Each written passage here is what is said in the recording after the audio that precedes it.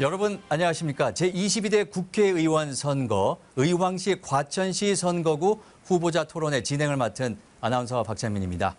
오는 4월 10일은 제22대 국회의원 선거일입니다. 오늘 토론회를 함께 하시면서 의왕과 과천을 대표할 만한 후보자는 누가 됐으면 좋은지 한번 생각해 보시면 좋겠습니다.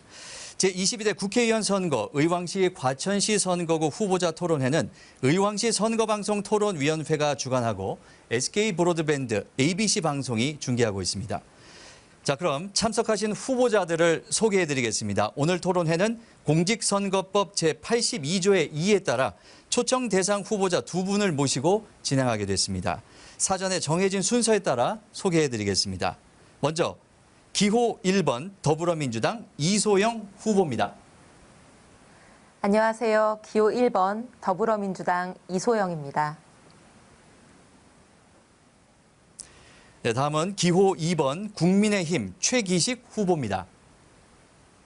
안녕하세요. 국민의힘 국회의원 후보 기호 2번 최기식입니다. 네, 오늘 함께 하시는 두 후보자분을 소개해드렸습니다. 본격적인 토론에 앞서서 진행 방법을 알려드리겠습니다. 먼저 각 후보의 시작 발언을 듣고 그리고 사회적 공통 질문 4가지에 대한 답변을 들어본 후에 후보자 핵심 공약 검증을 통해서 후보자 간 상호 질의 시간을 갖도록 하겠습니다. 이후 후보자 자유주제 주도권 토론을 진행하고요. 그리고 사회적 공통 질문을 한 번 더 진행한 다음에 마무리 발언으로 끝으로 토론회를 마치도록 하겠습니다. 자, 토론회의 질문과 답변 순서는 사전에 정해진 순서에 따라 진행이 된다는 점 알려드립니다. 자, 오늘 토론회는 발언 시간이 정해져 있습니다. 발언 시간을 잘 숙지하신 후에 효율적으로 발언해 주시면 좋겠습니다. 자, 토론회에 앞서 각 후보께서는 앞에 있는 타이머를 보시고 답변 시간을 정확히 지켜주시기 바랍니다. 답변 제한 시간 종료 10초 전에는 초록불이, 답변 시간이 다 되었을 때는 빨간불과 함께 마이크가 자동으로 꺼지게 됩니다. 이때 화면은 사회자로 넘어오게 됩니다. 이 점 유의해서 토론에 임해 주시길 바라겠습니다. 그럼 본격적으로 토론회를 시작하겠습니다. 먼저 후보자들의 시작 발언을 들어보겠습니다. 한 후보당 주어진 시간은 2분입니다. 먼저 이소영 후보자부터 시작해 주시기 바랍니다. 시작해 주시죠. 사랑하는 의왕과천 시민 여러분, 더불어민주당 후보 이소영입니다. 지난 4년간 우리 의왕과천 시민들께서 저에게 주신 일할 기회를 1분 1초 아끼며 소중하게 일했습니다. 대한민국 대표 정치인으로 성장하고 있습니다. 초선 의원임에도 많은 국민들께 과분한 주목과 지지를 받았습니다.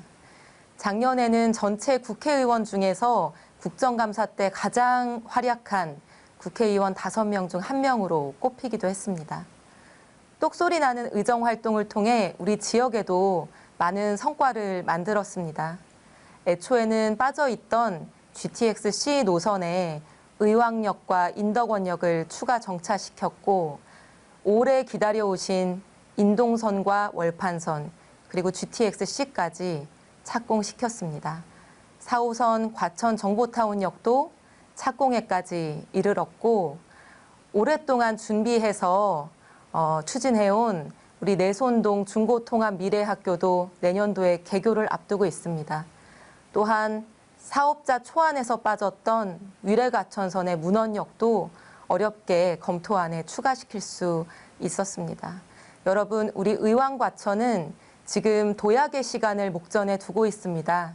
이 도시가 발전하고 도약할 수 있는 골든타임을 여러분들께서 키워주신 프로 선수 이소영에게 맡겨주십시오.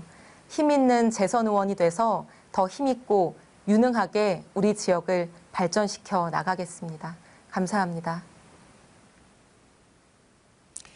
다음은 최기식 후보자 시작 발언입니다. 시작해 주시죠. 존경하고 사랑하는 의왕과천 시민 여러분, 국민의힘 국회의원 후보 최기식입니다.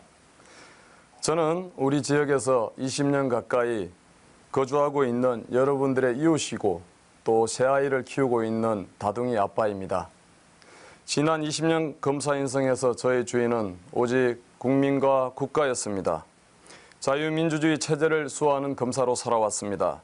이제는 소중한 우리 지역이 가장 살기 좋은 도시가 되도록 말이 아니라 행동으로 실천하는 그러한 일꾼이 되고자 이번 4.10 총선에 출마하게 되었습니다.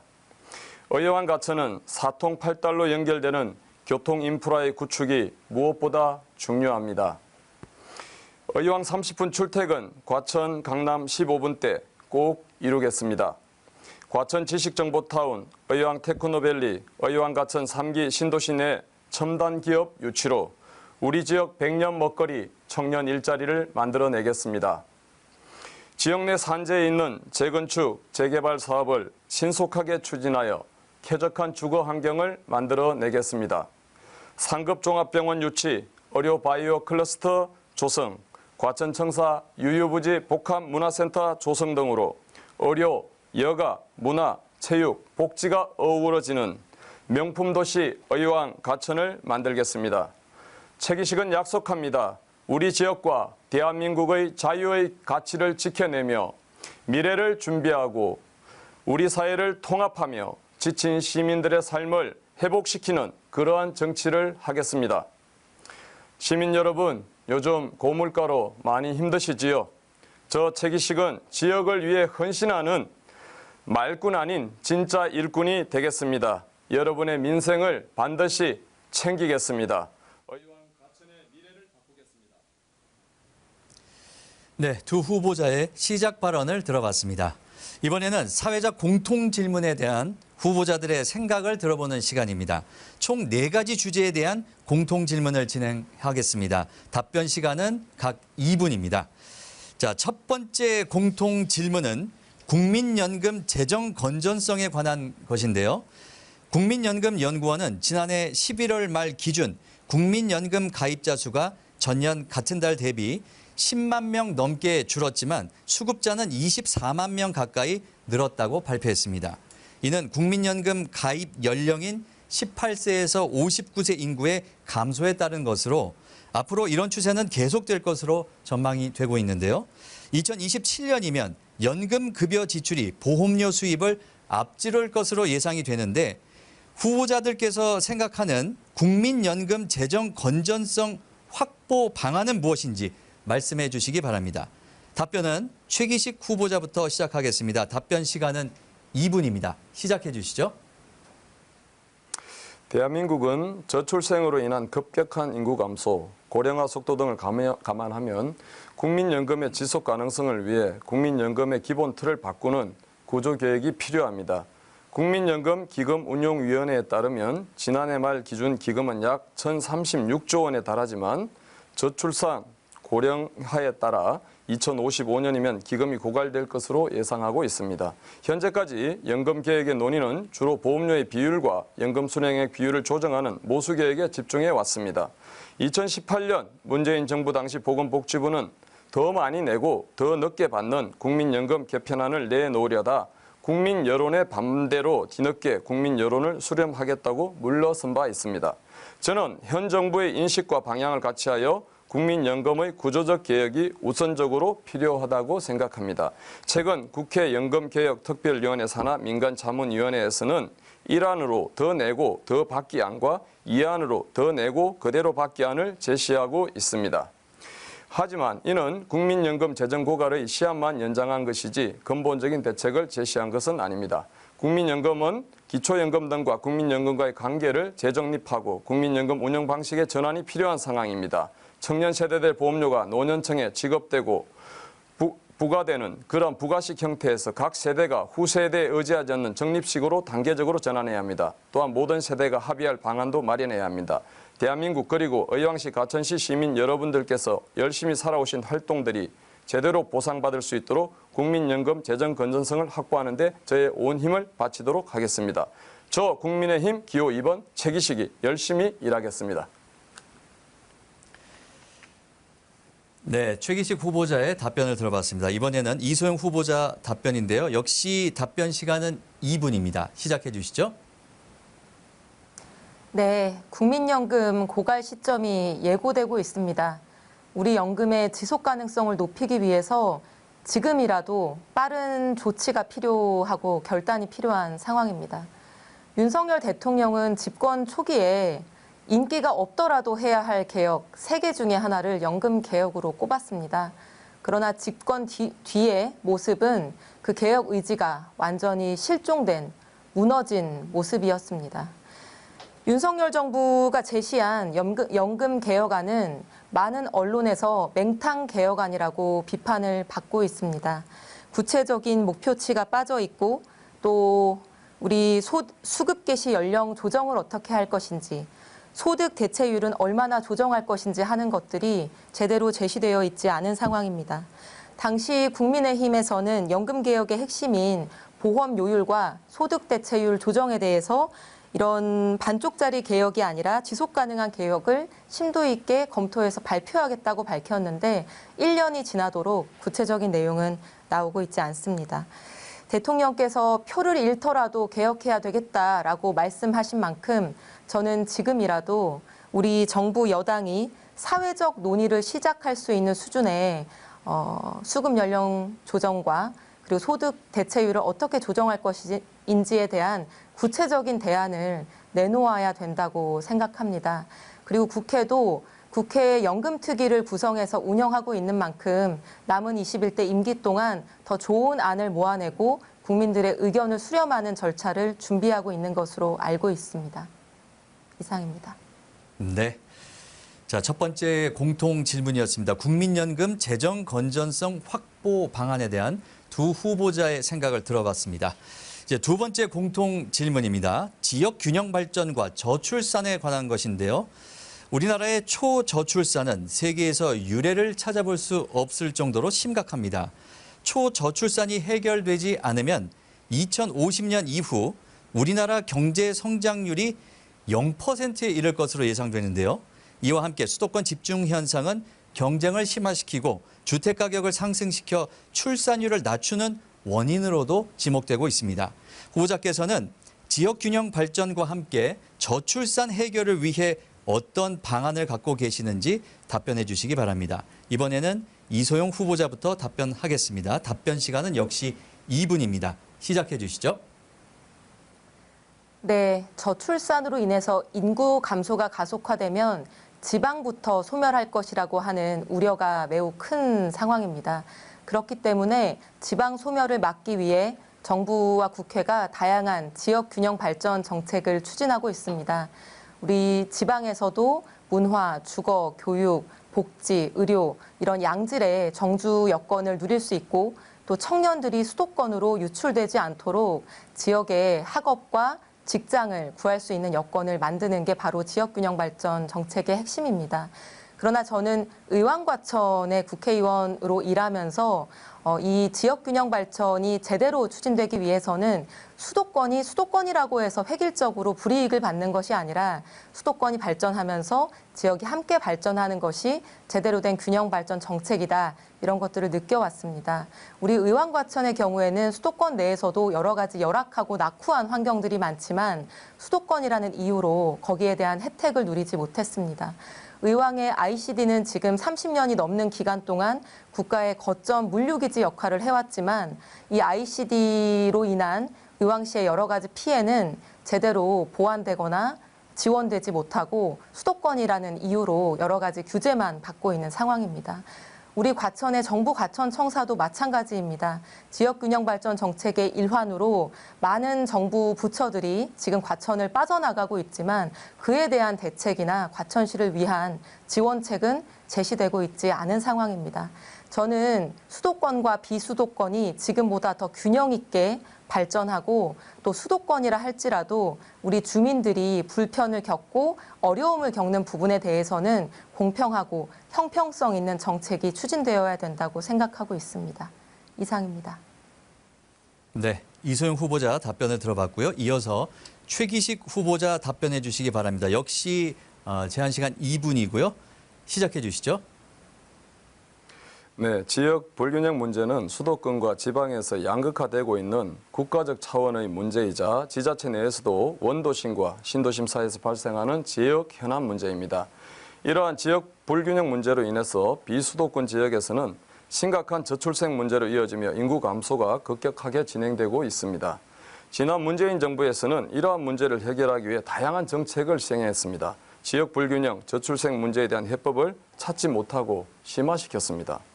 지역 불균형과 저출생 문제가 발생하는 원인은 여러 가지 요인들이 복합적으로 작용하고 있기 때문입니다. 특히 저출생 문제를 해결하기 위해서는 지방에 거주해도 경제 활동을 하고 있는 자녀들을 키우는데 불편함이 없어야 합니다. 그렇게 지역 불균형과 저출생 문제를 해결하기 위해서는 주거, 일자리, 교육, 보육이 도시 내 필수 인프라로 구축될 수 있도록 정책적으로 만들어져야 합니다. 윤석열 정부에서 추진하고 있는 주택정책, 국가산업단지 정책, 교육정책 등은 비수도권 지역에서 주거, 일자리, 교육 인프라가 모두 갖추어질 수 있도록 만들어 지역 불균형 문제를 해결하는 데 정책적 목표를 두고 있습니다. 우리 의왕시와 가천시에서도 지역 불균형과 저출생 문제가 있으며 현재 민선 8기 시정에서 이러한 문제를 해결하기 위해 적극적으로 노력하고 있습니다. 제가 국회의원이 된다면 입법 활동을 통해 정부의 지역 균형 발전과 저출생 문제를 해결하기 위한 정부 정책이 신속히 시행되고 실현될 수 있도록 최선을 다할 것입니다. 그리고 의왕시와 가천시의 지역 균형 발전과 저출생 문제에 대해서도 민선 8기 시정에서 추진하고 있는 관련 정책을 적극적으로 지원하여 적어도 의왕시와 가천시에서는 지역 불균형 문제와 저출생 문제가 최소화될 수 있도록 최선을 다하겠습니다. 이상입니다. 네, 이어서 세 번째 공통 질문 드리도록 하겠습니다. 이번에는 학교 통폐합에 관한 질문인데요. 현재 가장 인구 밀도가 높은 서울 내에서도 초등학교가 문을 닫는 상황이 이어지고 있습니다. 전국적으로 많은 학교가 폐교 또는 통합되는 실정인데요. 학교 통폐합에 따라 학교 시설도 남아돌 것으로 예상이 됩니다. 후보자께서는 사용하지 않는 학교 시설 등에 대한 대책 방안을 말씀해 주시기 바랍니다. 이번에는 최기식 후보자부터 답변하겠습니다. 역시 답변 시간은 2분입니다. 시작해 주시죠. 네, 저출생으로 인해 최근 3년간 전국 72개 학교가 통폐합되었습니다. 경기도에서만 12개인데 초등학교 9개, 중학교 2개, 고등학교 1개입니다. 학교 통폐합의 가장 큰 원인은 저출생 가속화로 학령 인구가 빠르게 감소하고 있기 때문입니다. 전국 시도교육청에 따르면 전국 초등학교 학생 수가 2021년 267만 2천 명에서 지난해 260만 4천 명으로 2.6% 감소했습니다. 경기도도 2021년 76만 4천 명에서 75만 4천 명으로 1.2% 감소했습니다. 통계청 장래 인구 추계를 토대로 보면 2030년 초등학교 학생 수는 161만 명으로 200만 명 밑으로 떨어집니다. 2021년과 견주어 볼 때 9년 만에 100만 명 이상 줄어드는 셈입니다. 이에 따라 폐교 활용 문제 또한 중요한 이슈로 떠오르고 있습니다. 다만 전국적으로 학령 인구 감소에 따른 학교 통폐합이 문제이지만 의왕 가천을 비롯한 일부 인구 유입 지역에서는 오히려 과밀학급과 교원 부족 문제가 지속될 것입니다. 과밀학급 문제는 특히 과천에서 중요한 이슈로 떠오르고 있습니다. 문흥중학교는 학급당 학생 수가 31명에 육박하고 최근 개교한 율목중은 1, 2학년 학급당 인원수가 문흥중과 비슷하나 학급 면적은 예전에 지은 학교들이 67.5제곱미터로 현재는 7.5m 줄어든 60제곱미터입니다. 경기도 교육청의 학급 편성 지침상 면적이 달라도 학급당 학생 수는 동일하도록 규정하고 있기에 과천 지식정보타운의 경우 학생들은 상대적으로 열악한 교육 환경에 놓여 있습니다. 그렇기에 국회의원이 되어 지역별로 일률적인 학급 편성 기준을 개선하여 면적 등이 반영되도록 과밀 학급 문제를 반드시 해결하겠습니다. 그리고 폐교되는 학교도 적절하게 활용하도록 하겠습니다. 이상입니다. 네, 최기식 후보자의 답변 들어봤고요. 이번에는 이소영 후보자 답변해 주시겠습니다. 역시 답변 시간 2분이고요. 시작해 주시죠. 네, 학령 인구 감소가 지속되면서 학교 통폐합이 우리 사회의 화두가 되고 있습니다. 단순히 시교내 분교가 폐교되는 문제가 아니라 수도권에서도 벌써 통폐합 대상 학교들이 나오고 있는 상황입니다. 학교 통폐합의 과정에서 많은 문제점들도 발생합니다.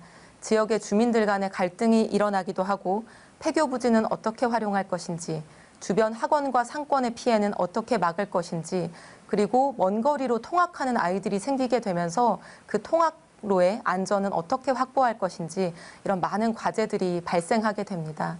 우리 과천에서도 조금 더 복잡한 원인에 기한 학교 통폐합의 과제가 존재합니다. 과천은 중학교가 2개 또는 지금 2.5개에 해당하는데 고등학교는 4개나 되는 상황입니다. 그 때문에 고등학교의 학급당 학생 수가 다른 지역보다 더 적고 또 여고가 끼어 있어서 우리 과천 내 일반 남녀 공학 학교의 성비는 8대2 정도로 매우 불균형한 상황입니다. 과천의 경우에는 단순히 학령 인구 감소뿐만 아니라 학교의 구조적인 문제가 있기 때문에 이런 관내 학교들의 재구조화가 필요하다고 생각합니다. 이 문제를 어떻게 해결할 것인가 연구하는 과정에서 이미 이런 학교들의 통폐합 그리고 재구조화를 통해서 적정 규모 학교들을 유지하기 위한 경기도 교육청 조례와 제도가 있다는 것을 발견하게 되었습니다. 우리 적정 규모 학교를 도출하고 과천 내에 이런 불균형한 고등학교 문제를 해결할 수 있는 학교 통폐합 문제를 추진할 것이고요. 또 행정적인, 재정적인 인센티브를 제공함으로써 공립학교뿐만 아니라 사립학교들의 의사결정도 이끌어내겠습니다. 이상입니다. 이소영 후보자의 답변까지 들어봤습니다. 자, 이번에는 4번째 공통 질문 드리겠습니다. 주제는 지역 교통 대책과 생활 기반 시설에 관한 것입니다. 의왕은 고천 행복타운과 초평 신혼 희망타운, 월암 청계 2공공주택지구가 완료돼서 입주하게 되면 2030년에 인구가 25만 명의 도시가 될 것으로 예상됩니다. 과천 또한 주암지구와 3기 신도시 개발 등으로 유입되는 인구의 폭증에 따른 교통망 시설 부족으로 교통난이 심각할 것으로 예상되고 있는데요. 의왕, 과천 지역의 교통 대책과 생활 기반 시설 확충에 대한 대책을 말씀해 주시기 바랍니다. 이번에는 이소영 후보자부터 답변하겠습니다. 답변 시간 2분입니다. 시작해 주시죠. 네, 우리 지역은 대중교통 인프라와 생활 편의시설이 굉장히 열악하고 부족한 상황입니다. 그래서 제가 지난 2년 동안 국토위에서 일하면서 이 부분들을 개선하기 위한 노력을 많이 해왔습니다. 인동선과 월판선, GTX-C를 착공시켰고 4호선 과천 정보타운역도 착공시켰습니다. 그리고 과천의 교통 소외 지역인 문원동의 교통 문제를 해결하기 위해 사업자 초안에 빠져 있는 문원역도 검토안에 추가시켰습니다. 그러나 이에 안주하지 않고 더 촘촘한 그런 교통망을 만들어 보려고 합니다. 의왕시의 경우에는 7개의 철도 노선을 품는 철도 르네상스 도시로 만들겠습니다. 이를 위해서 의왕역을 1호선, KTX, GTX, 신분당선, 위례과천선까지 지나가는 5개의 펜타 역세권으로 만들 것입니다. 인동선, 월판선까지 더해진다면 의왕시는 정말로 대중교통이 편리한 도시가 될 것입니다. 과천시도 12개 역사의 500m 반경 내에 과천시의 대부분의 주거지역이 들어올 수 있도록 해서 지금보다 훨씬 촘촘한 역세권 도시로 만들어 갈 것입니다. 또한 4호선 증차와 급행 신설을 통해서 4호선을 이용하는 우리 과천 의왕 시민들께서 더 빠르게 출퇴근하실 수 있도록 하겠습니다. 생활 편의시설도 많이 부족합니다. 쇼핑몰, 백화점, 극장, 우리 지역에 없는 것이 너무 많습니다. 저는 여러 가지 계획을 하고 있고 또 공약집에 담았는데요. 특히 한전자재센터 부지에 아파트를 짓는 것이 아니라 우리 지역에 이렇게 부족한 생활 기반 시설을 만드는 데에 그 부지를 쓴다면 우리 지역의 주민들이 더 편리해질 것이라고 생각합니다. 네, 이소영 후보자의 답변 들어봤고요. 이어서 최기식 후보자 답변해 주시기 바랍니다. 2분입니다. 시작해 주시죠. 네, 의왕시와 과천시의 50년, 100년 미래 발전을 위해서는 사회 간접자본 확충이 반드시 필요합니다. 가장 중요한 건 교통 인프라의 구축, 특히 철도와 도로가 가장 중요하다고 생각합니다.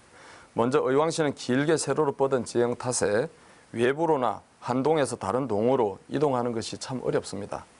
특히 약 1만 2천여 세대 이상 운집한 내손 이동, 약 4천 세대가 거주하는 백운밸리의 교통 불편은 반드시 해결되어야 합니다. 과천시의 경우 지식정보타운은 약 8천 가구가 입주하거나 입주할 예정인데 또 110여 개 기업들도 입주 또는 입주 예정으로 있습니다. 향후 유동 인구가 3만 명이 넘을 것으로 예상됩니다. 그런데 지식정보타운 규모에 비해 좁은 도로로 인해 벌써부터 출퇴근 시간대에 교통체증이 극심합니다. 또한 의왕시와 과천시 모두 곳곳에서 재건축, 재개발, 도시개발이 이루어지고 있어 향후 폭발적인 교통수요로 인한 전면적인 교통인프라 확충이 반드시 필요합니다. 저 최기식은 1호 공약인 위례과천선 의왕 연장으로 의왕 시민들의 강남 접근성을 비약적으로 향상시키고 특히 내손역과 백운별역을 반드시 신설하겠습니다. 과천시는 조합역, 문원역 위치를 제대로 확정짓고 지식정보타운의 가련 초교역과 원문역 2개 역을 신설하겠습니다. 철도는 철도대로 진행하면서 하루빨리 교통 불편이 해소되도록 양쪽 시장님과 협의하여 문제를 해결하겠습니다. 우선 마을버스, 시내버스, 광역버스 교통망을 정비하고 확충하겠습니다. 수원 방향 청계 IC 개설 및 광역버스 정류장, 마을버스를 연결시키겠습니다. 과천 이수터널 조속한 완공으로 과천 본도심에서 서울 접근성을 높이겠습니다. 양쪽 시장님과 함께 발맞추어 의왕시와 과천시의 교통 인프라 확충 반드시 이루어내겠습니다. 이상입니다. 네, 4개의 사회자 공통 질문에 대한 두 후보자의 답변 모두 들어봤습니다. 자, 이번에는 유권자들께서 가장 관심을 가질 만한 후보자의 핵심 공약 검증 시간입니다. 각 후보자는 핵심 공약을 2분간 발표할 수 있으며 상대 후보자의 질문과 그리고 보충 질문도 받아보겠습니다. 처음 질문 시간은 1분, 답변은 2분이며 보충 질문은 30초, 보충 질문에 대한 답변은 1분 30초가 주어지게 됩니다. 시간을 잘 체크하셔서 효율적으로 이용하시기 바라겠습니다. 자, 그럼 먼저 이소영 후보의 핵심 공약 발표가 있겠습니다. 2분입니다. 시작해 주시죠. 네, 철도 공약에 대해서는 후보자 간의 공통적인 내용들도 있기 때문에 저는 우리 의왕과 과천의 미래를 열어가는 저의 계획에 대해서 말씀을 드리겠습니다. 먼저 의왕시는 2027년까지 의왕 ICD 컨테이너 기지 1, 2터미널을 1터미널로 통합하고 비워질 2터미널 부지에 미래 모빌리티 산업을 선도하는 미래 모빌리티 거점 도시를 조성하는 것이 저의 계획입니다. 우리 의왕에는 철도 차량을 만드는 현대로템, 현대자동차 그룹의 의왕연구소, 그리고 철도기술연구원, 한국교통대학 등이 자리 잡고 있습니다. 대한민국 모빌리티 산업의 산학연이 골고루 모여있는 정말로 보기 드문 도시인데 지금까지 이것들을 연결해내는 역할을 제대로 하지 못했습니다.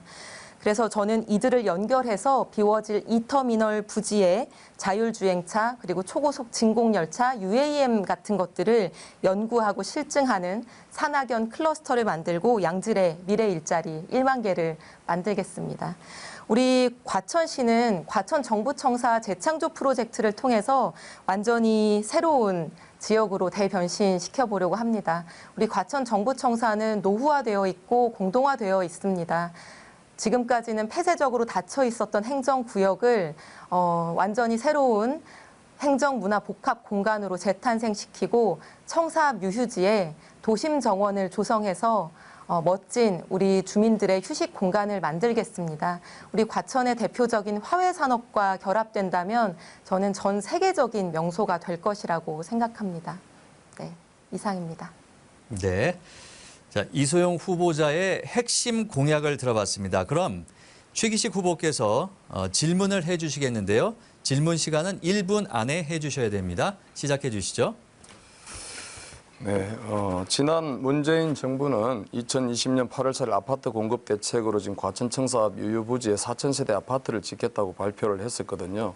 그때 당시 2020년 8월 8일 날 과천시민 광장사수 범시민 걸기대회 때 시민들이 많은 야유를 보냈을 때 우리 이소영 후보께서 그만할 거야라는 멘트를 날린 바 있었습니다. 그때 시민들이 마음이 많이 좀 상해 있다고 합니다. 이번에 유휴부지 공약을 내셨는데 그때 당시에 그렇게 하고 나서 과천 시민들에게 어떻게 아파트 짓겠다는 것에 대해서 반대 운동에 동참하셨는지 그런 부분에 대해서 좀 소상히 밝혀주시고 혹시 그 부분이 미흡하다면 시민들께 사과 한마디 해주셨으면 좋겠습니다. 네. 네. 자, 최기식 후보께서 이제 질문을 해 주셨는데요. 질문에 대한 답변 시간 2분입니다. 2분 동안 답변해 주시기 바랍니다. 시작해 주시죠. 네, 먼저 좋은 질문 감사드립니다. 과천 청사 유휴지에 아파트를 짓겠다고 하는 8.4 대책과 관련해서는 저도 그 당시 정말 큰 문제의식을 느꼈고 그 계획이 철회되는 10개월의 기간 동안 정말 그 일만 생각했다고 말해도 과언이 아닐 정도로 많은 노력을 했습니다. 4년 전에 이제 그 시위 현장에 아마 최기식 후보님이 계시지는 않았을 것 같습니다. 그래서 아마 이제 전후 맥락을 정확히 모르실 텐데 그 무대에서 앞으로 이 계획을 어떻게 막아낼 것인지를 설명드려야 되는 현장이었고요. 그 과정에서 조금 흥분한 시민들께서 그만하고 내려와라 라고 하는 말씀을 하셔서 그 말을 이어가기 위한 불가피한 방편으로 그런 멘트를 했던 기억은 있습니다. 그게 4년 전의 이야기고요. 굉장히 많이 흥분되어 있는 시위 현장이었음을 참고해 주시면 좋을 것 같습니다. 8.4 대책 발표 이후에 정말로 제가 어디 가서 이런 표현을 쓴 적이 있는데 대통령을 제외한 모든 사람을 찾아가서 만났다라고 말할 정도로 그렇게 표현할 정도로 국무총리, 기재부 장관, 국토부 장관, 경기도지사 모든 사람들을 찾아가서 이 계획을 막아달라고 읍소했습니다.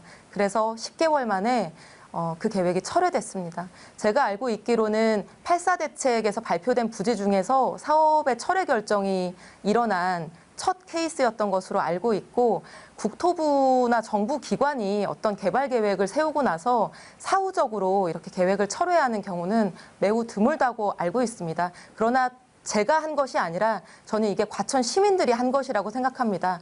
과천시장의 소환운동을 통해서 정부를 압박한 우리 과천 시민들이 계셨기 때문에 제가 과천의 대표자로서 더 크게 목소리 내고 철회시킬 수 있었다고 생각합니다. 네.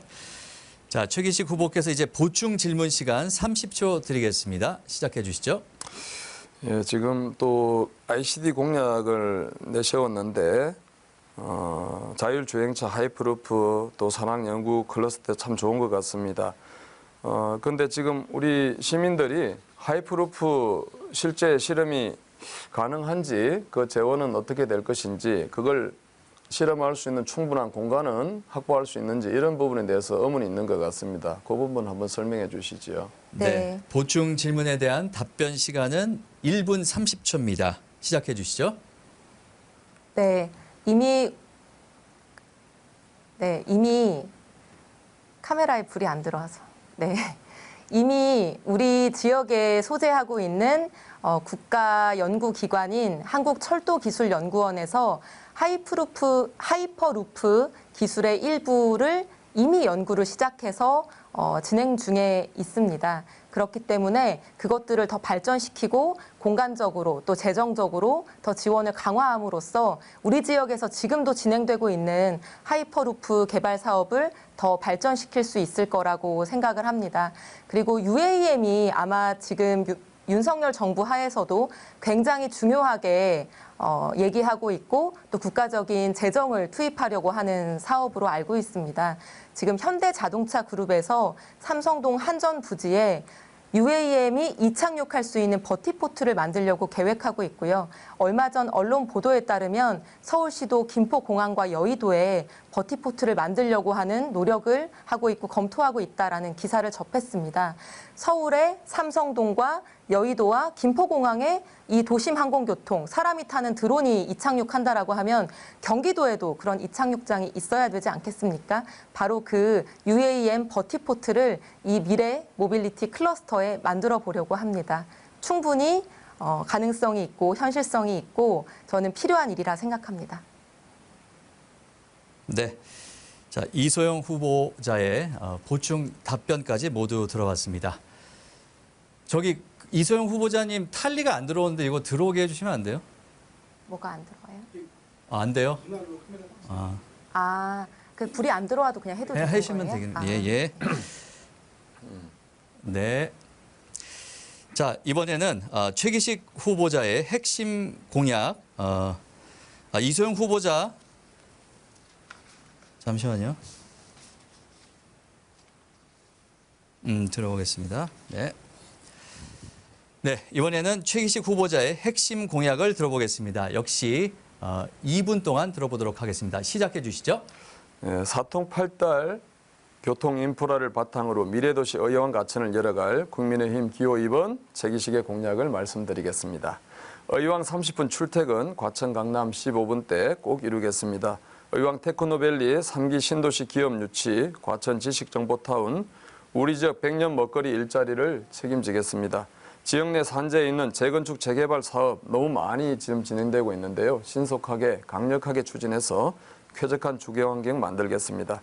위례가천선 의왕 초평지구까지 연장해서 2026년 5차 국가철도망 구축 계획에 반영되도록 하겠습니다. 인동선 및 월판선이 정확하게 언제부터 착공하는 것인지 궁금해하시는 분들이 많습니다. 조기 착공, 실제 착공이 되도록 제가 책임지고 진행하도록 하겠습니다.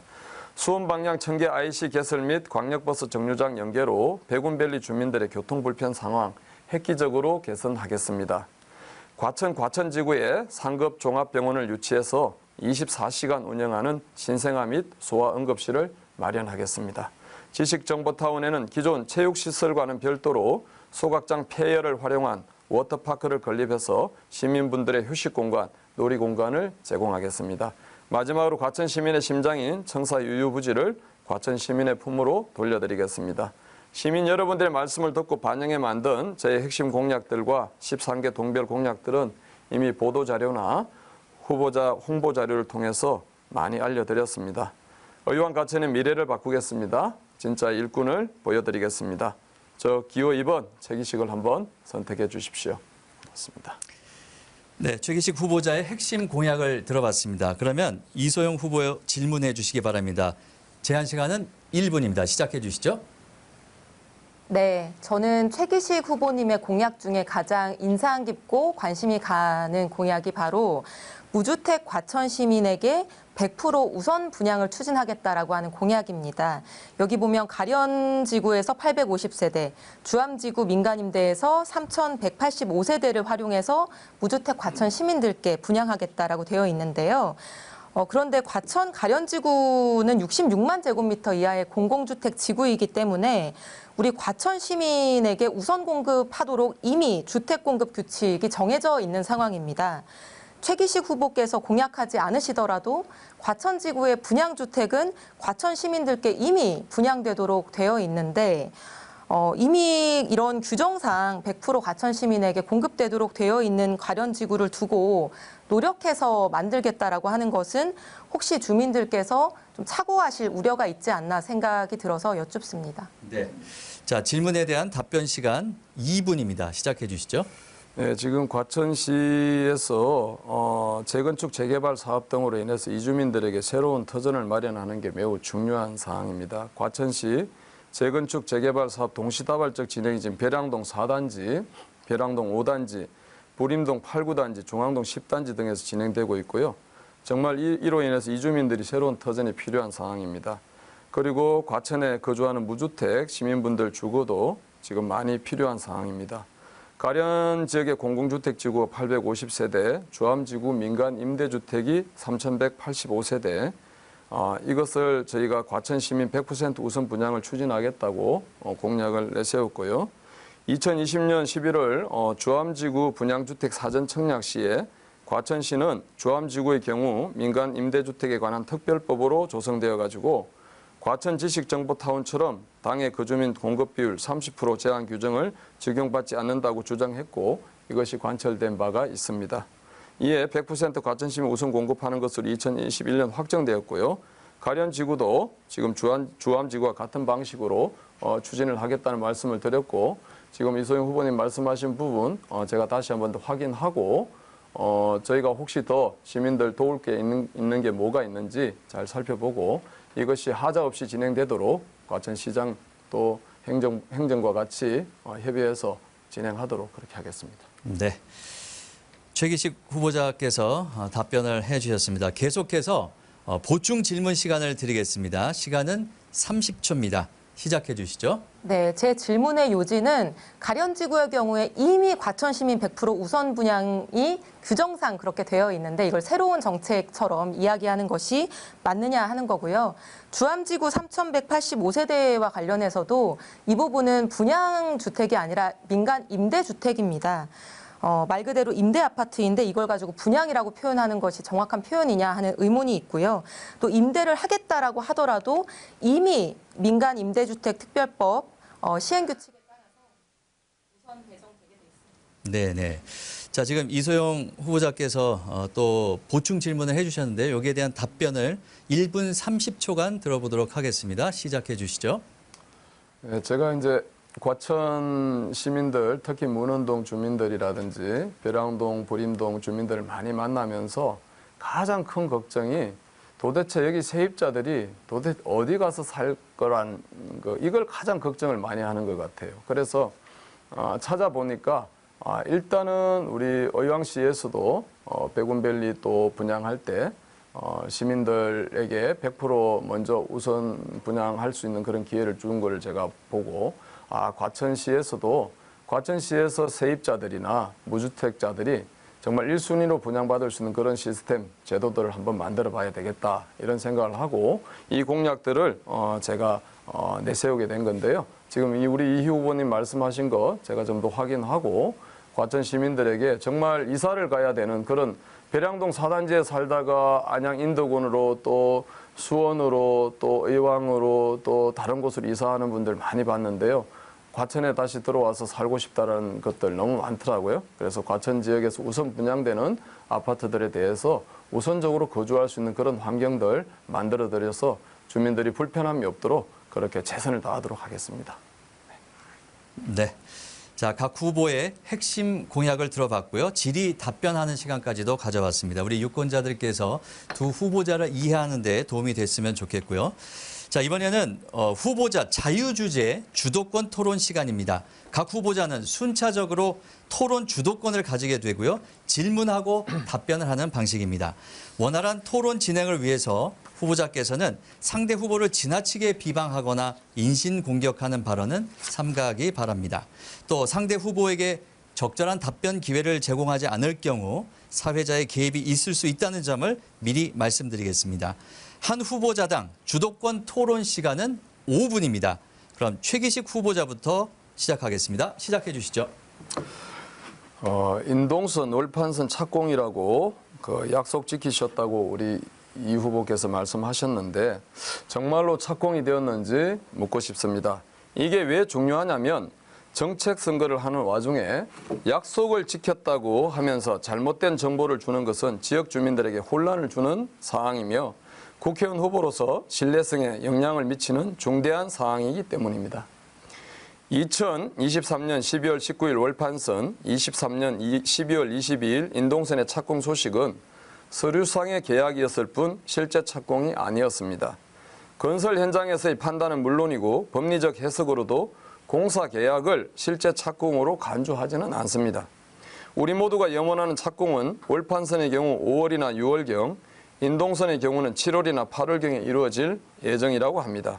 그런데도 이소영 후보님은 법적 착공이라는 법조인인 저조차도 생소한 용어로 착공되었다고 거리 현수막, 대량 발송 문자 메시지 등으로 아주 대대적으로 홍보하시면서 시민들에게 마치 인동선과 월판선이 착공이 되었다는 듯 오해를 야기하시더니 심지어는 대형 현수막, 문자 메시지, 피켓으로 아예 법적 착공이라는 단어도 빼고 착공 약속 지켰습니다라는 내용으로 대대적으로 홍보하셨습니다. 이렇게 해서 시민분들께서 점수를 많이 주신 것으로 아는데 이것이 과연 정직한 득점인지 여쭙고 싶습니다. 착공이란 개념을 혼재해서 쓰고는 나중에는 법적 착공이란 단어도 아예 빼버리셨는데 지금도 얼마나 많은 시민분들이 인동선, 월판선, 우리 공구 구간이 착공했다고 오해하고 계시겠습니까? 그렇게 대형 현수막, 문자 메시지, 피켓 등으로 대대적으로 홍보하셔놓고는 막상 착공이 늦어지자 블로그에 물리적 공사 시작은 좀 늦어질 것 같다는 내용의 글만 달랑 하나 올리셨는데 이게 맞습니까? 똑같이 대형 현수막, 문자 메시지, 피켓으로 공사의 시작, 즉 착공이 늦어지게 되었다. 약속과 달라 송구하다 말씀하시고 잘못을 바로잡아야 하지 않겠습니까? 그게 좀 정직한 정치인의 모습이라고 생각하는데 어떻게 생각하시는지 말씀 주셨으면 좋겠습니다. 네.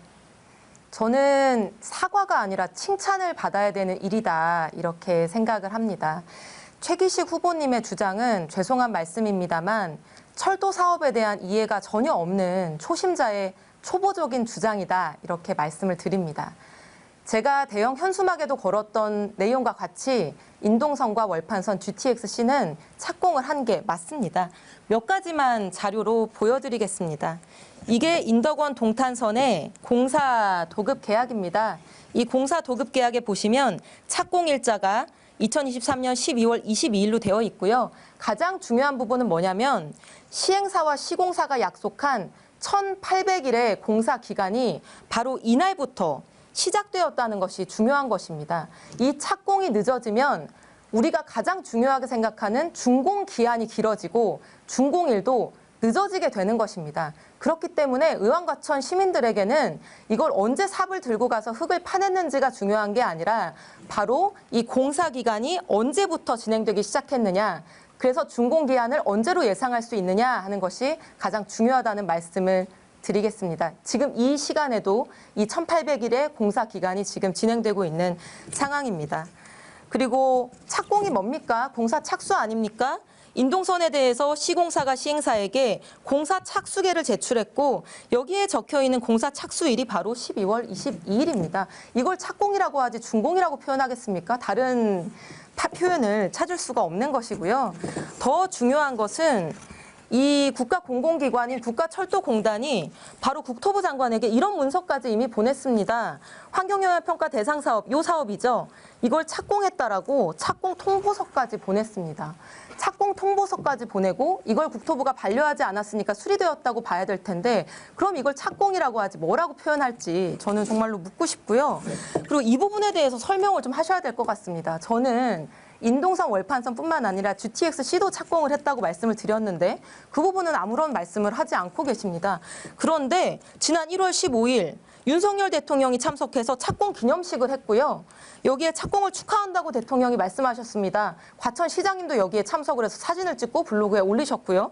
그러나 GTX-C의 경우에 지금 터파기 등 물리적인 공사가 진행된 구간이 하나도 없다는 것이 우리나라 대한민국 국토교통부의 답변입니다. 이건 어떻게 생각하십니까? 네. 자, 최기식 후보자의 주도권 토론은 모두 마치도록 하겠습니다. 5분이 모두 지났습니다. 자, 그러면 이소영 후보자의 주도로 토론을 시작하겠습니다. 역시 5분입니다. 시작해 주시죠. 네, 저는 이제 방금도 말씀드린 것처럼 이 인동선의 착공과 관련해서 우리 주민들이 정말로 기뻐하는 소식인데 잔치상에 재 뿌리는 일을 우리 지역 주민의 대표자가 되려고 하는 분이 하시면 안 된다. 그렇게 생각을 하고요. 최기식 후보님께서 블로그에서 주장하고 있는 착공이 아니라고 하는 모든 근거가 일반 건축물에 대해서 적용되는 규정들, 판례들입니다. 우리 철도공사의 경우에는 정말로 복잡한 공사이기 때문에 뭐 80년대 공사처럼 흙을 퍼내는 게 중요한 게 아니고요. 오히려 흙은 나중에 퍼더라도 지하 공사 구간의 안반을 정확하게 스캐닝하고 그것들을 어떻게 제거해 나갈 것인지 컴퓨터로 그래픽화해서 공사 계획을 세우는 게 오히려 준공일을 앞당길 수 있는 중요한 부분입니다. 과거의 어떤 개념이나 그런 일반 건축물에 적용되는 개념을 가지고 우리 주민들을 호도하시면 안 된다. 그런 말씀을 드리고요. GTX-C가 착공이 된 게 아니라고 보신다면은 대통령도 착공 기념식이 아니라 법적 착공 기념식이나 계약 체결 기념식을 했어야 되는 것이죠. 윤석열 대통령도 거짓말쟁이 대통령이라고 평가하고 계신 것인지 저는 궁금하고요. 저는 최기식 후보님께 이런 좀 질문을 드리고 싶습니다. 최기식 후보님 신천지 의혹받는 국민의힘의 소속 과천시의원 변호 맡으신 적이 있으신 걸로 알고 있습니다. 당시 제가 알기로는 과천시 국회의원이 되기 위해서 정치활동을 시작하시고 당협위원장의 공모를 하고 준비하고 있었던 때로 알고 있고요. 그런데 잘 아시겠지만 과천시는 신천지 노이로제라는 단어가 있을 정도로 신천지로 인한 피해와 그런 해악이 굉장히 큰 도시입니다. 지금도 시민들이 신천지 시설 폐쇄해달라고 요구하고 서명받고 있습니다. 그런데 과천의 정치적인 대표자가 되려고 하는 분이 이미 정치활동을 시작하신 상황에서 신천지 활동 경력도 모자라서 그 활동 경력을 속이고 유권자에게 허위 사실을 유포했다고 공직선거법 위반으로 단죄된 자당 소속의 시의원을 변호한 것이 적절하다고 생각하시는 것인지 여쭙고 싶습니다. 먼저 착공 관련해서 말씀드리겠습니다. 우리 시민들은 이소영 후보가 말씀하시는 그 착공이 만약에 계약 체기를 착공으로 본다면은 그 착공이라는 그 개념을 계속해서 끝까지 대형 현수막이나 문자 메시지나 거기에서 법적 착공 혹은 계약 체결이라는 단어를 그대로 사용해 주셔야 했는데 그걸 사용하지 않은 것은 법적 착공이라는 설명으로 얼마나 많은 시민들에게 그걸 법적 착공이라고 설명을 했겠습니까? 법적 착공이라는 거를 최기식 후보님, 제가 말씀 이거 제 주도권 토론인데요. 아니죠.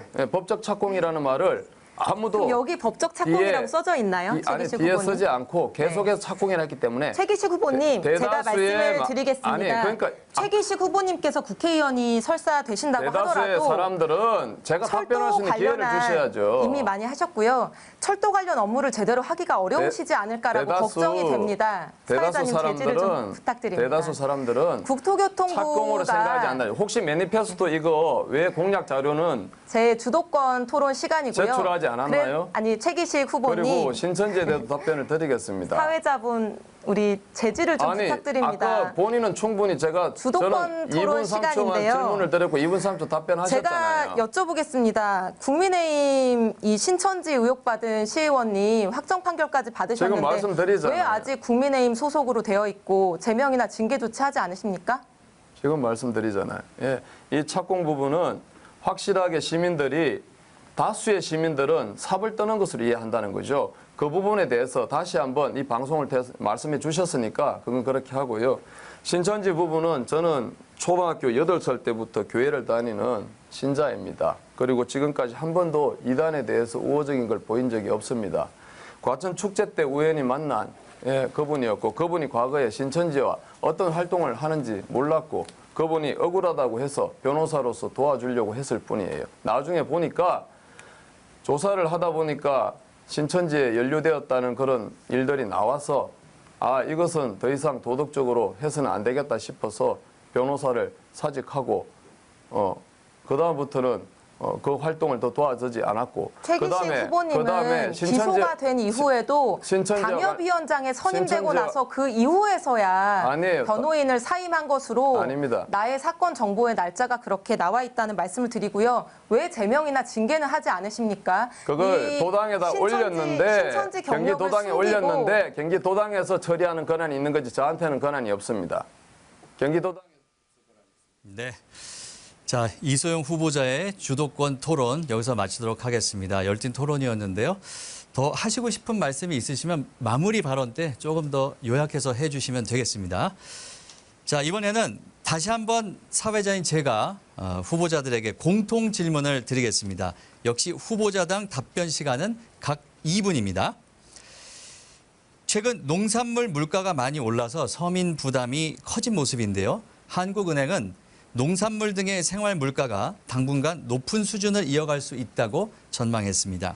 소비자 물가는 농산물 작황, 석유류의 가격 인상 등 외부적인 요인도 있겠지만 농산물 유통 단계의 문제점 등 구조적인 문제도 있을 텐데요. 후보자께서는 이에 대해서 어떻게 생각하시는지 답변해 주시기 바라겠습니다. 자, 먼저 이소영 후보자께서 답변해 주시기 바랍니다. 답변 시간은 2분입니다. 시작해 주시죠. 네, 국민들께서 체감하시는 물가가 얼마나 높은지는 제가 설명드리지 않아도 지금 모두가 알고 계시다고 생각합니다. 그 물가에 대해서 국민들의 분노가 더 큰 것은 물가 자체도 너무나 괴롭고 힘들지만 대파값이 한 뿔이냐 한 단이냐 말장난을 하고 있는 정부 여당의 태도 때문에 더 분노를 느끼고 계신 거라 생각합니다. 정부가 2주 전부터 물가 안정을 위해서 재원을 투입하겠다고 대대적으로 홍보를 했는데 아직까지 물가 안정은 완전히 국민들이 만족할 수준으로 이르지는 못하고 있습니다. 한동훈 비대위원장께서 가공식품이나 식재료에 부과하는 부가가치세를 한시적으로 절반 인하하겠다 이렇게 공약을 하셨는데 저는 이런 부분은 너무 표를 의식한 급조한 포퓰리즘 정책이 아닌가 생각합니다. 왜냐하면 부가세는 소득세 그리고 법인세와 함께 우리나라 주요 국세 수입원입니다. 윤석열 정부가 작년에 역대 최악의 56조 세수 펑크를 낸 것이 얼마 지나지 않았는데 그에 대한 반성이나 성찰이 없는 것 같아서 걱정이 됩니다. 민주당은 한시적인 지원이나 일시적인 부가가치세 인하가 아니라 농산물 가격 안정제도를 도입해서 가격이 급등하거나 폭락할 때 소비자와 생산자를 보호하는 정책을 지금까지 주장해 왔고요. 또 농업재해 국가 책임제를 도입해서 이상기후로 인한 최근에 물가에서도 보이고 있는 이런 문제들을 해결하고 또 지원과 피해 복구를 확대해서 우리 국민들의 생활 물가를 안정시키고 농어업인도 함께 보호하고자 하는 정책을 말씀드리고 또 제출하고 있는 상황입니다. 이상입니다. 네, 이소영 후보자께서 생활 물가에 대해서 답변을 해주셨고요. 자, 다음은 최기식 후보자 답변해 주시겠습니다. 역시 2분입니다. 시작해 주시죠. 예, 현재 대한민국의 생활 물가 지수는 116.29이고 경기도 생활 물가 지수는 116.1로 17개 시도군 가운데 5번째로 낮습니다. 수치로 보이는 것보다 우리 주민 여러분들이 느끼는 체감은 가혹한 수준입니다. 모든 물건들의 가격이 많이 올랐습니다. 생활 물가는 소비자가 생활 필수품을 구입할 때 피부로 느끼는 체감 물가인데 쌀, 배추, 라면, 두부, 쇠고기처럼 소비자들이 자주 구입하는 기본적인 생활 필수품의 가격을 일컫는 겁니다. 생활 물가가 너무 많이 올랐다고 힘들어하시는 분들이 요즘 너무 많습니다. 제가 마트에 가봐도 생필품들의 가격이 많이 올랐던 것을 알 수 있습니다. 경기가 안 좋아지면 우리 주민들의 생활 물가는 더 피부에 와닿습니다. 제가 지역을 돌아다니면서 만나는 많은 주민분들께서 물가 좀 잡아달라는 말씀하고 계십니다. 무엇보다 제가 지역의 국회의원이 된다면 생활 필수품을 정부 차원에서 적극적으로 대응하도록 하겠습니다. 독일의 경우는 국민들의 기본 생활 여건 보호를 위해서 생활 물가가 치솟지 않도록 빵이나 버터, 우유 등과 같은 그들의 주식이자 생필품들의 가격을 정부가 적절히 조절합니다. 전 세계적으로 생활 물가가 오르고 있고 이러한 오름세는 앞으로도 서민들의 삶을 힘들게 할 것입니다. 민생 해결에 적극적으로 나서겠습니다. 이것이 국민들, 시민분들께서 정치인으로서 해야 할 가장 큰 역할이라고 생각합니다. 장기적으로는 의왕시, 과천시의 지역경제가 살아날 수 있도록 교통인프라 구축과 재건축 재개발, 그리고 산업기지 건설 등 신속하게 우리 경제 수준이 높아지도록 노력하겠습니다. 국민의힘 기호 2번 최기식은 이를 위해서 저의 온 힘을 다하겠습니다. 네. 자, 이제 다음 공통질문 드리겠습니다. 이번에는 노인들의 시장 소득에 대한 내용인데요. 보건복지부가 사회보장 행정 데이터를 분석한 결과 우리나라 노인 중 절반 가까이가 가난한 것으로 나타났습니다. 빈곤 노인의 지역별 분포에서는 수도권 거주자가 제일 많았는데요. 소비와 저축을 자유롭게 할 수 있는 가처분 소득 수준은 빈곤 노인이 빈곤하지 않은 노인보다 1,000만 원가량 낮은 것으로 밝혀졌습니다. 연금과 사회보장금을 제외한 빈곤 노인의 시장 소득은 연평균 135만 원밖에 되지 않아서 사실상 소득 대부분이 국가에서 나오는 것으로 파악되고 있는데요. 이런 상황에서 후보자께서는 빈곤 노인의 시장 소득을 높이는 방안은 무엇이라고 생각하는지 답변해 주시기 바랍니다. 먼저 최기식 후보자 답변해 주시기 바랍니다. 답변 시간은 2분입니다. 시작해 주시죠.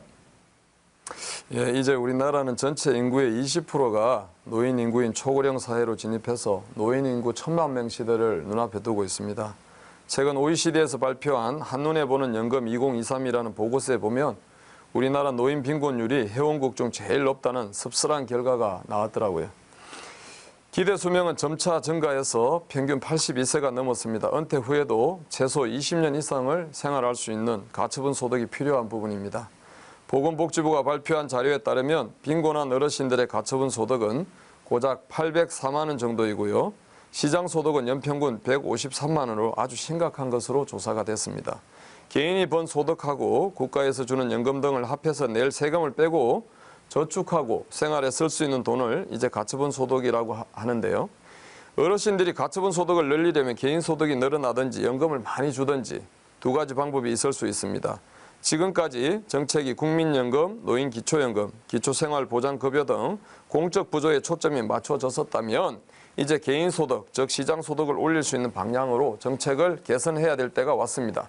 정부도 어르신들의 시장소득을 늘리기 위해서 공익활동형, 사회서비스형, 민간주도형 등 여러 가지 형태의 어르신들 일자리를 주도적으로 만들고 지원해 왔습니다. 기초생활보장급여를 받고 있는 어르신이 소득이 늘어나면 수급자 대상에서 제외되니까 일은 하고 싶은데 안 하시는 분도 계시는 걸로 알고 있습니다. 제가 국회의원에 당선되면 이런 정책적 취약점들을 보완해서 노인 빈곤율을 점차 해소해 나갈 수 있는 노인 일자리와 정책 마련에 최선의 노력을 다하겠습니다. 이상입니다. 네. 자, 빈곤 노인의 시장 소득을 높이는 방안.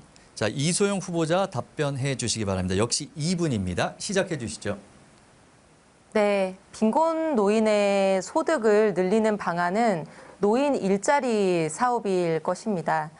노인 일자리는 단순히 노인들의 소득을 보장해주는 의미 그 이상을 가지고 있습니다. 보건사회연구원에서 연구한 결과에 따르면 일자리를 가지고 일하는 노인들이 훨씬 더 건강하고 또 사회적 고립감이나 우울감을 느끼지 않는 그런 즐겁고 좋은 노후 생활을 하실 수 있는 것으로 연구한 결과도 본 적이 있습니다. 안타깝게도 윤석열 정부는 집권 첫 해 2023년도 예산을 만들매 있어서 문재인 정부가 그동안 확대해온 공공형 노인 일자리를 질 낮은 단기 일자리다 이렇게 폄훼하면서 공공형 노인 일자리 6만 개를 줄이려 한 일이 있었습니다. 그 당시에 저도 앞장서서 민주당이 이걸 막아냈었고요.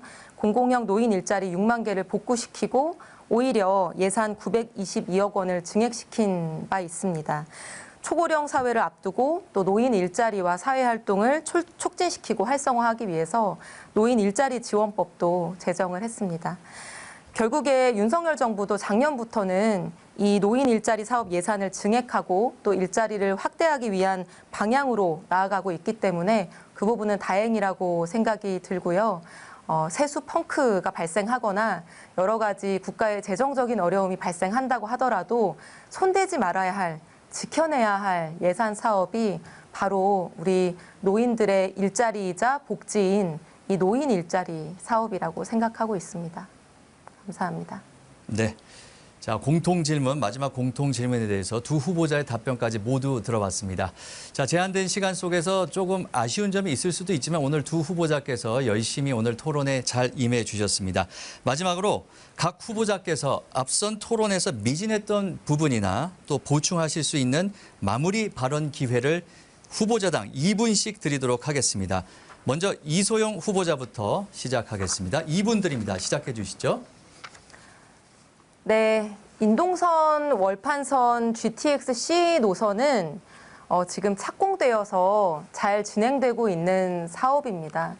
인동선 월판선은 우리 지역 주민들께서 정말로 오랜 기간 동안 기다려온 사업인데 제가 국회의원 임기를 시작하고 나서도 기획재정부에서 그 사업성에 문제를 제기하며 타당성 재조사를 요청하는 등 사업이 엎어질 뻔한 위기들도 찾아왔습니다.